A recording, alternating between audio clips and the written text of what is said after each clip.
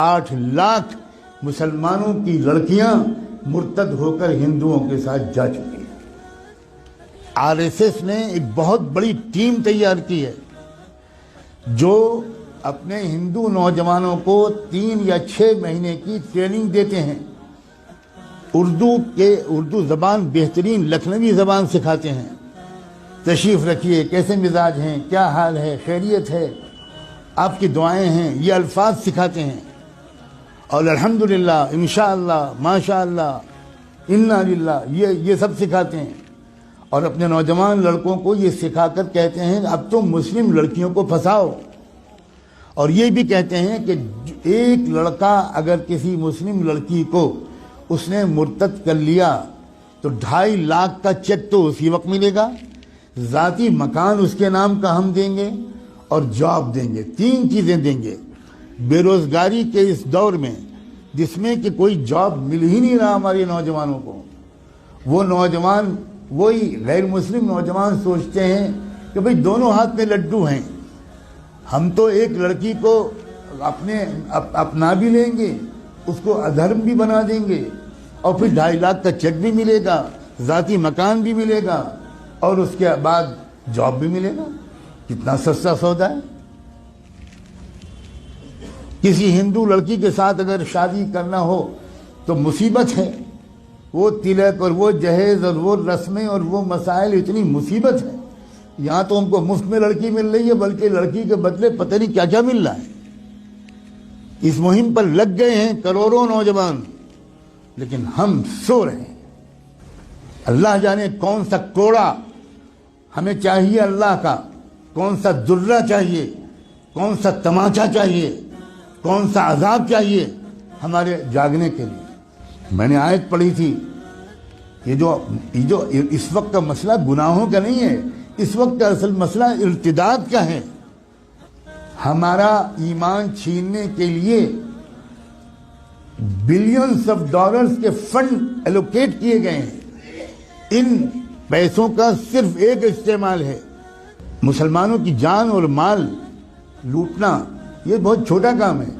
اب جو کام ہے وہ یہ کہ ایمان چھینو ان سے، ڈراؤ دھمکاؤ بھی، لالچ بھی دو۔ ڈرانا دھمکانا بھی اپنے پچھلے 1 ہفتے میں خوب سن لیا، اور لالچ دینے کی بات اگر نہ سنا ہو اور کانوں میں روئی ٹھوسی ہوئی ہو تو آج تو میں کم سے کم آپ کو بتا رہا ہوں، اب تو جاگ جاؤ۔ اپنے بچوں اور بچیوں کو کہاں پڑھوانا ہے اور کہاں نہیں پڑھوانا ابھی بھی سمجھ میں نہیں آئے گا۔ اکبر الہ آبادی جو الہ آباد ہائی کورٹ کے جج تھے، انہوں نے شعر کہا تھا، وہ کوئی مولانا نہیں تھے، وہ کوئی حاجی صاحب اور حافظ قرآن نہیں تھے، انگریزوں کے زمانے میں ہائی کورٹ کے جج تھے۔ انہوں نے یہ شعر کہا تھا، یوں قتل سے وہ بچوں کے بدنام نہ ہوتا، یوں قتل سے وہ بچوں کے بدنام نہ ہوتا، افسوس کہ فرعون کو کالج کی نہ سوجی۔ خالی وہ کالج بھیج دیتا، بس ختم، وہ تو قتل ہو ہی جاتے ہیں۔ اپنے ادارے قائم کرنا، اپنے اداروں میں اپنے بچوں اور بچیوں کو پڑھوانا اسلامی تہذیب کے ساتھ۔ میں بالکل نہیں کہتا کہ اپنا پڑھوائیں، لیکن میں یہ ضرور کہتا ہوں کہ اس طرح پڑھوانا کہ ان کی عزت بھی لوٹے، ان کا ایمان بھی چھینے، اس طرح پڑھوانے سے بڑھ کر کوئی پاگل پن دنیا میں نہیں ہے۔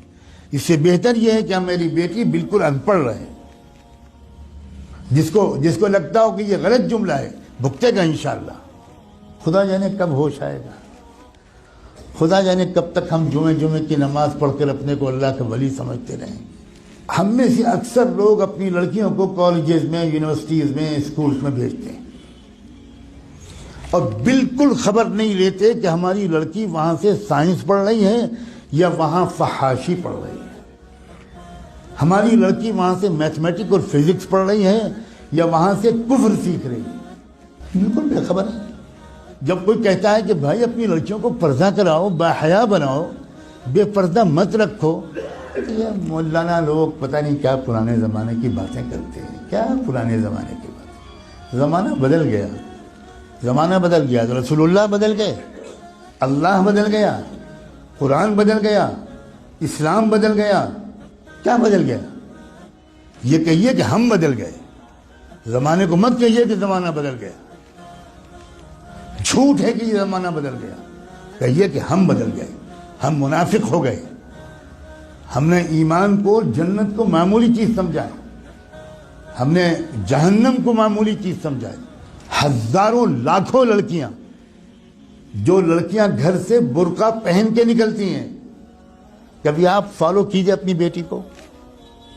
جو لڑکی برقع پہن کے نکلتی ہے، اس کو، باپ کو کہہ رہا ہوں میں، اس کے بھائی سے کہہ رہا ہوں، کبھی دیکھیے کہ کیا وہ برقع گھر سے باہر کتنی دور تک رہتا ہے، اور اس کے بعد وہ برقع لپٹ کر پرس میں جاتا ہے، اور اس کے بعد کیا ہوتا ہے.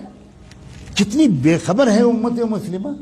میں چند دنوں پہلے شاید جب حاضر ہوا تھا یہاں تو یہ بات کہہ چکا تھا. میں پھر دہراتا ہوں، اور ہو سکتا ہے کہ میں نے نہ کہا ہو، کیونکہ میں ہزاروں جگہ یہ باتیں کہہ رہا ہوں. اتراکھنڈ سے میرے پاس میسج آیا کہ خود ایک وہ لڑکی جو خود حافظ قرآن تھی وہ مرتد ہو گئی. کچھ خبر نہیں.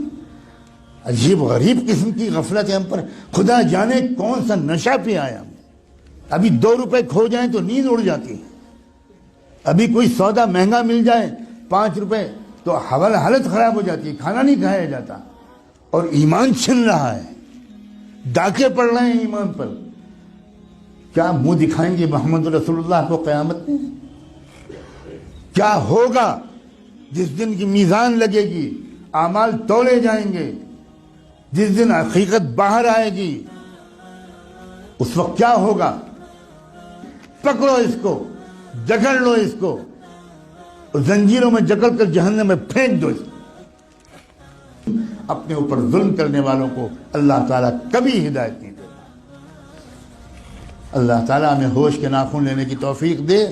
اس ارتداد کا راستہ ہمارے اسکولوں اور کالجوں اور یونیورسٹیوں سے کھلا ہے. یا آپ کو چاہے جتنی بری لگے بات، میں وہ مولوی نہیں ہوں جو اپنے گاؤں سے نہیں نکلا. میں نے آکسفورڈ میں تقریریں کی، کیمبرج میں تقریریں کی. میں نے اسٹینفورڈ یونیورسٹی جو امریکہ کا سب سے بڑا یونیورسٹی ہے، اس میں 7 لیکچرز میرے ہوئے. میں نے اقوام متحدہ میں خطاب کیا ہے. میں اس طرح کا مولوی نہیں ہوں جس طرح کا آپ سمجھتے ہیں. اور میں قسم کھا کے کہتا ہوں، اگر آپ نے اپنے بچیوں کی اور بچوں کی تعلیم اور تربیت صحیح اداروں میں نہ کی، اور ان کے ایمان کی فکر نہ کی، اور ان کی نگرانی نہ کی، تو آپ کے گھروں میں خدا جانے کیا کیا ہونے والا ہے. میں نے آج اپنی ذمہ داری اس مسجد کے اعتبار سے بالکل ادا کر دی. اب میں آپ سب کو، آپ کی نسلوں کو اللہ کے حوالے کرتا ہوں.